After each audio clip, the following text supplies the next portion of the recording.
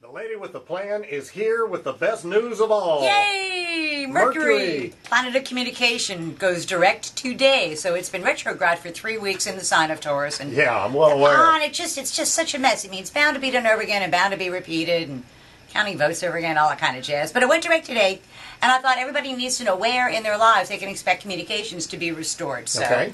For Tauruses, the sign, actually, no, now we're in Gemini. For Gemini. Okay.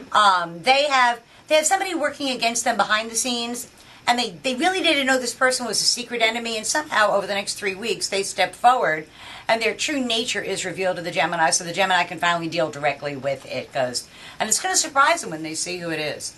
For Cancers, it's in their 11th house of hopes, wishes, goals, and objectives, and Cancers have been trying to make something happen. They've been rallying their friends, a group of people, anything to try and make something happen that serves the interest of the Cancer.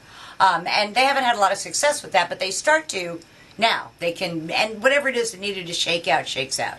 For Leo's 10th house of career and public standing, and they've been waiting on professional word is sort of what they've been waiting on, and they haven't really gotten a whole lot of information that they can use, but that begins to change this week, and they get a lot more solid, concrete information and find out just how much they're liked, and at the end of the day, there's money involved in it, so ooh, that is pretty good like news. Sound of that. I think I'm hitching my wagon to your stars. For Virgo, it's in the 9th house of the law. Legal matters, educational matters, important matters at a distance that have been pending and pending and pending and pending finally go forward, and it ends up being a very favorable outcome for the Virgo. And when to me, when you have the hammer, you need to use it. For Libra, it is in their 8th house of other people's money, other people's resources.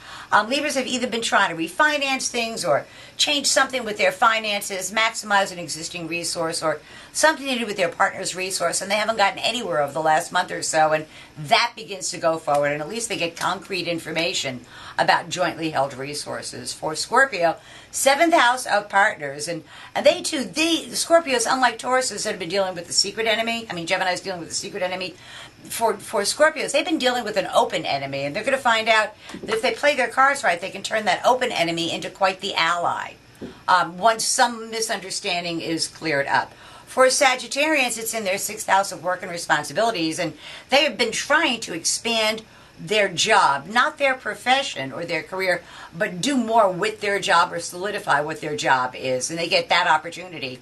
And it's been confusing for them, but that changes, and they find out very clearly where they stand over the next 3 weeks or so. For Capricorn's 5th house of children, love affairs, amusement, sports, pleasure, anything having to do with kids or the love principle go very, very well for Capricorns over the next 3 weeks or so. So I'm pretty happy about that. Yeah. For Aquarians, it's in the 4th house of home, and they have been trying to nail down a foundation, trying to solidify their home and foundation, and they've had obstacles that have stopped them along the path, and that changes for them. Whatever the obstacle was finally gets out of their way, and they either get to purchase their home or remodel their home or refurbish, but some good news comes over the next 3 weeks or so for Aquarians about a home matter. For Pisces, the pace of their day-to-day living picks up. They get the opportunity to learn something very, very useful about their world, either in a formal or an informal setting, and they should be receptive to any kind of classes, any kind of additional education that comes their way over the next month or so. For Aries, it's about real estate, it's about finance, important financial matters, governing property, intangible, real hard assets. Finally comes the Aries way, and they've gotten a bunch of misinformation about it, and starting this week they'll be able to have some solid facts and figures to base their decisions on. And then for Taurus, the last sign of the zodiac, they finally find their voice. Tauruses have been in the background pretty much biting their tongue in so many ways, trying to assert what their opinion is and not gotten very far, and now all of a sudden it's like the scales fall from everybody else's eyes and they go, you were right this whole time, Taurus. So for them, they then, and the result of that is they get very gratified in the decisions that are made concerning them and involving them, and it's a new start for them. So never bad news with Mercury, the planet of communication, going direct, and all I can say is it's about time. And by the time you come back next week with good news, you'll probably be a grandma. I probably will be. Holy mackerel, that's that 5th house stuff I was talking about. So congratulations early. Thank you. Thank you. Thank you.